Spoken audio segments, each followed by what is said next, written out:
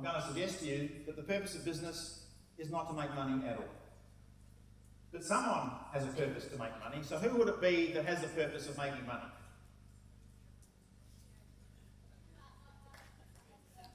Do you have staff? Yes. Do they like to pick up a paycheck each week or each fortnight? Yes, so obviously they're to make some money. Your suppliers, when they send you an invoice, expect a check in the mail or an EFT. So your suppliers are obviously in your business to make money. And what about you as business owners? Would you like a return on the investment of the capital and the time that you are investing into your respective businesses? So you as business owners have a purpose of making some money. So what I'm challenging you is that the actual purpose of making money is actually not the purpose of business. It's the purpose of the stakeholders, the staff, the suppliers, and the business owners. So what then is the purpose of business?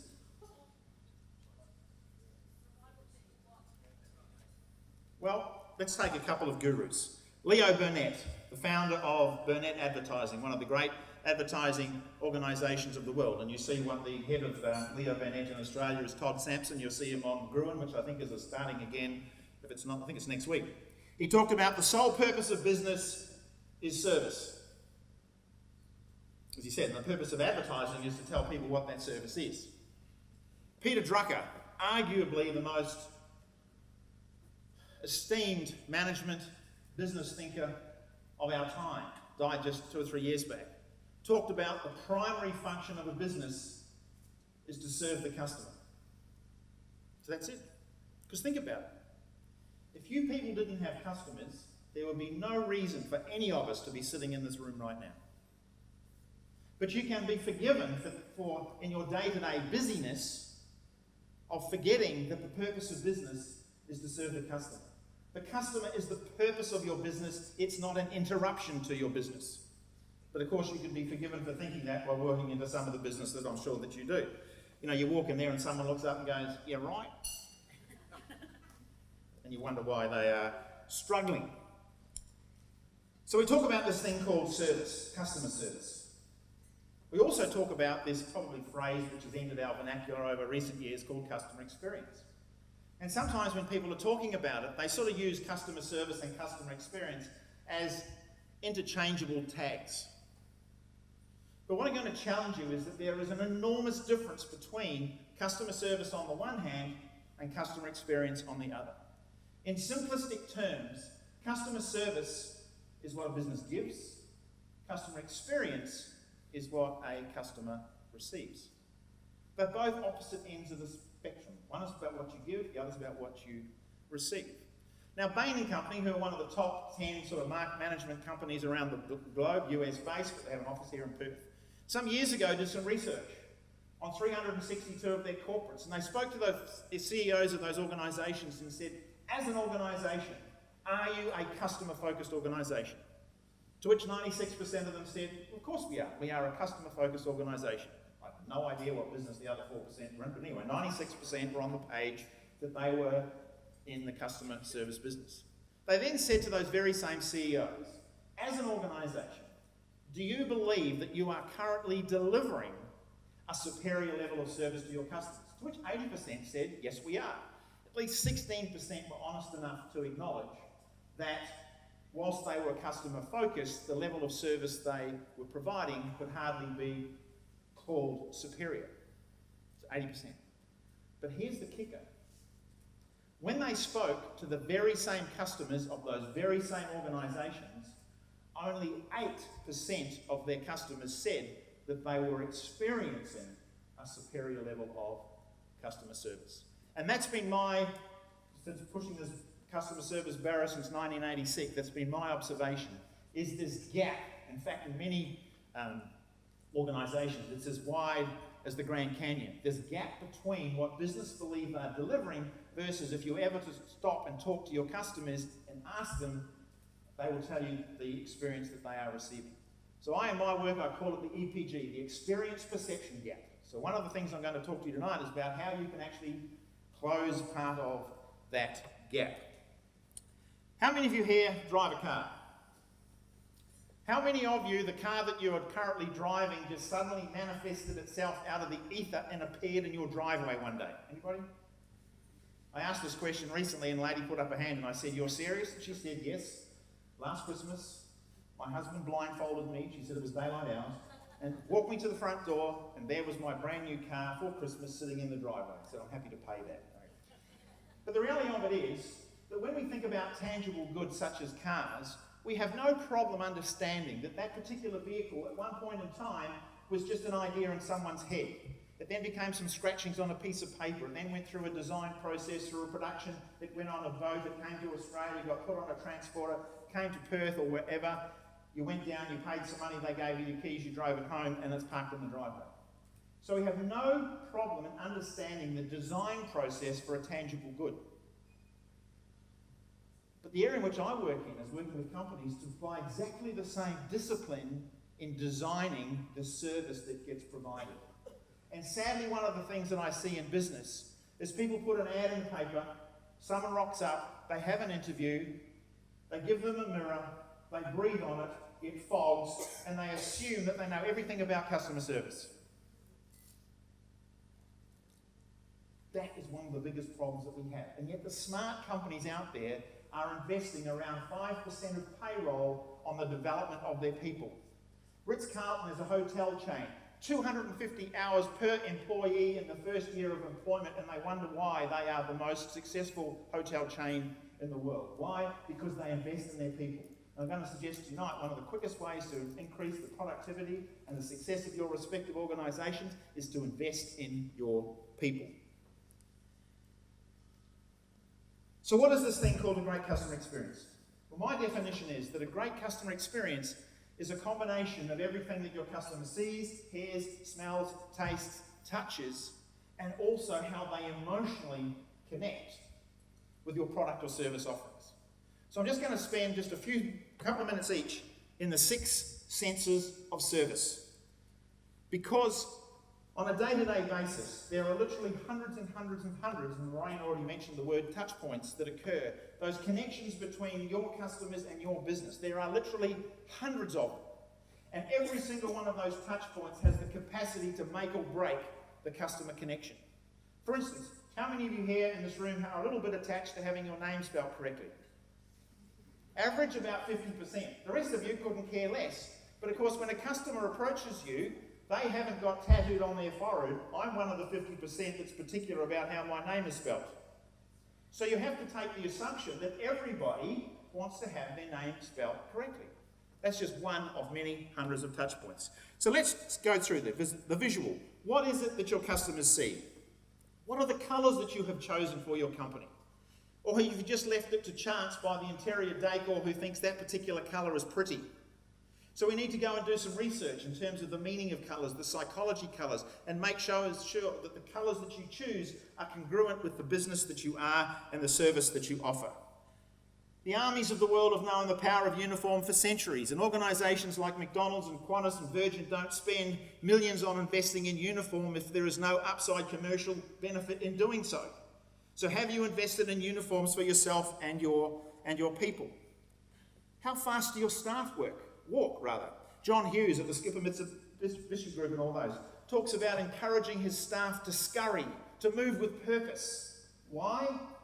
Because your customers are watching you. How you move, what your body language is conveying a message. Is it a positive message or is it a negative message? What about cleanliness? What are your rituals for cleanliness? The brochures. What is the point size? If you've got older people, there's no point sending out a brochure in 8 or 9 point font. Why? Because they can't bloody well read them. So again, if you've got older people, maybe 14-point font is more suitable for their eyes. Then someone says, "But that takes up more trees." Well, sorry tree, do you want your customer to read your material or not? Because 8-point font ain't going to achieve that end. Do some comparisons with your websites. What I say to my clients, pull up the Google homepage, pull up your homepage and do a comparison. Because what's the biggest mistake that most small businesses make about their homepage? Too much stuff on it. Get rid of the stuff, simplify it. Who likes Google's new logo? Some of you are saying, "What new logo?" Yes, they have changed it on the 1st of September. Go and have a look at it. If you want simplicity in all its glory, go and have a look at the new Google logo. The auditory. What do your customers hear? Now, the shopping centres around the world have graffiti problems for years. They've tried all sorts of things from CCTV to security guards, none of it's worked. But there is something that's working big time. It's playing highbrow opera through the small hours that drive the hoods away. They can't stand it. Some say they're having similar success with Barry Manilow music. But music is very, very powerful as part. What are your customers listening to when they're on hold? Are they messages? Or do you just have the radio playing? I had a client, a participant in a workshop only 2 months ago, said he was on hold to his travel agent. And whilst he was on hold, he was listening to the local radio station, which had on it another travel agent down the road with his advertisement. He thought, didn't think about those guys. He subsequently did business with the person that he was listening to on the telephone, waiting for his travel agent to talk to. In the words of South Park, dum dum dum dum dum. So just make sure the same thing's not happening at your place. So conversations within earshot of customers. Again, the Ritz-Carlton, they have this concept called language engineering. What are the words that are not permissible for your staff to use at your place of business? It's a serious question because there's lots of words annoy customers. As a 62-year-old, 63 next week, 62-year-old, I do not like being referred to as mate or buddy by a 15-year-old kids at a drive-through window. But again, these are the sorts of things we need to remove certain words from the vernacular of our business. The olfactory, what do your customers smell? So hang on, smell? Here's the degree to which some organisations take it. Singapore Airlines, always rated the top 2 or 3 airlines on the planet. They have a patented perfume called Stefan Floridian Waters. It is the only perfume that their flight attendants are allowed to wear. It is the same fragrance that's in the aerosols that they use to spray the cabin. It's the same fragrance that's in the hot towel that you get on takeoff. And if you enter any Ritz-Carlton hotel around the world, all 100 of them all smell exactly the same. So what does your business smell like? Are you like a Tom O'Toole at the Beechworth Bakery who puts a funnel from his extractor fan and blows all the hot bread fumes out into the street, and then his product sales soar dramatically? So what does your business smell like? Who knows what a new car smells like? Guess what? There ain't no such thing, and that's why all different brands of car smell different from other brands of car, because they leave absolutely nothing to chance. Even companies like Rolls-Royce and Cadillac have their own patented perfumes or fragrances that they instill in the leather and the upholstery and the carpets of the car to create that point of difference. So you can do these little things at your place. The gustatory. What is it that customers taste? You say, well, hang on, I'm a small business, I'm just a little marketing organisation. What's taste food got to do? Well, the reality of it is that all of us are eating out more often. There is such a wide variety of taste that we are experiencing. And if you think about it, the chefs are the new celebrity superstars on television. In fact, there are more cooking shows per any other genre of program on television right now. So people are far more immersed in this gustatory experience of food, coffee, etc. I have a personal mission. You may like to join it. It's this. My mission is to get rid of instant coffee off the planet. Any takers? Fantastic, all right? You can sign up later on. But the reality of it is it takes no more time to provide a customer with a single cup plunger coffee than it does to make them a cup of instant coffee.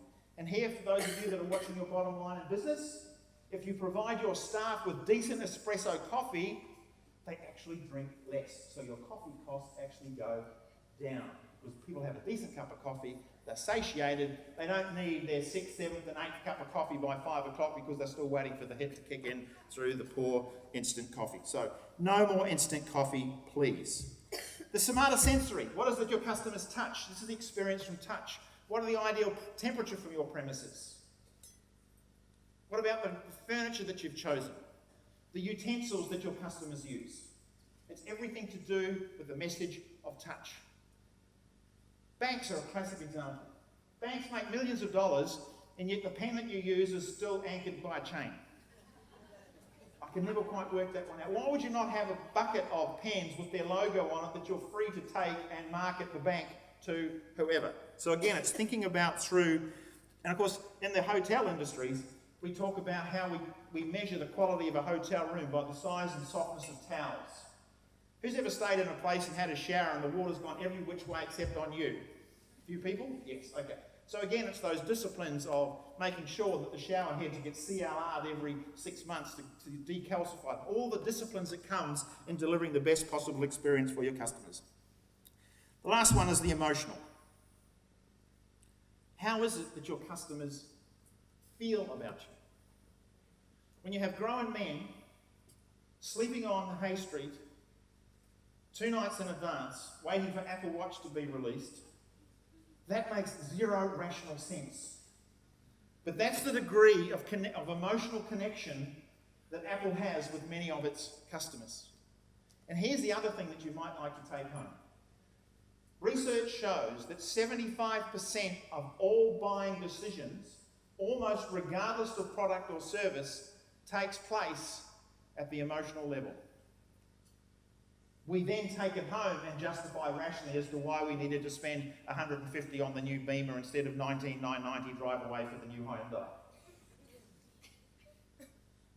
So again, how do you emotionally think? How are you managing that emotional connection that you have with your customers? How is it that you make your customers feel special? But that happens by design. You cannot just leave it to chance. So again, just very quickly, what does your business look like? What does it sound like? What does it smell like? What does it taste like? What does it touch like? And of course, how your customers feel about you and your business and your product and the service that you're offering. Is there that real underpinning attitude of caring that you have for your customers? And the final question, what is your point of difference? I was speaking with a firm of accountants in Bunbury on Tuesday, and I said to them, if I was to go around Bunbury and get a brochure from every one of the accountants in town, lay them out on the table, then cut off the heads of their letterhead, I could cut and paste them on any other one and you wouldn't know the difference. Because why? Because they're all telling exactly the same story. I think it was the national sales manager of Toyota, one of them, a few years ago in this is BRW magazine. He said, I think we're in trouble when not even I can tell the difference between a Toyota Camry, a Mazda 6 and a Honda Accord at 500 metres. Why? Because they're all the same. They come in the same colours, they take 5 people, they've got a steering wheel, 4 wheels, they're within $1 or $2 of one another. The optional extras, there aren't any, they're all features. There is no point of difference in the products that we're all selling in the motor industry. So think about the business that you're in. Pull up 5 of your competitors and then do an honest analysis of how you are communicating what it is that you do differently into the marketplace. Because my observation is that most businesses are drowning in a sea of sameness. Sameness, I believe, is one of the great challenges facing business today.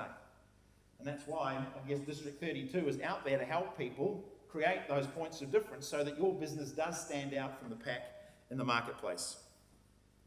Mark McCormick, who was the founder of IMG, the International Marketing Group, they're the people that run Wimbledon and they look after people like Tiger Woods and Roger Federer. He said, if you are selling a service, you are selling a relationship. And relationship is where your point of difference lies. Because there's something about your business that no other business has. Any clues what it might be? It's you guys. You are the point of difference. Because the one thing that your business has that no other business on the planet has is you and your people. So your point of difference starts with your people. And then you need to spend time designing. So in closing, please take some time out. As Michael Gerber, the author of all the E-Myth things, talked about, he said you've got to take time out to work on your business. Please take time out to design the service offering. Looking at every step along the customer journey. Analyze it. Do we need it? How can we embellish it? How can we make it different? So take the time to design it. And then deliver it in a way with true panache and passion, which again makes you stand out. And then, of course, you delight your customers by creating a point of difference, a level of excellence, a level of caring that your competitors can never come close to. Thanks for listening and enjoy the rest of your evening.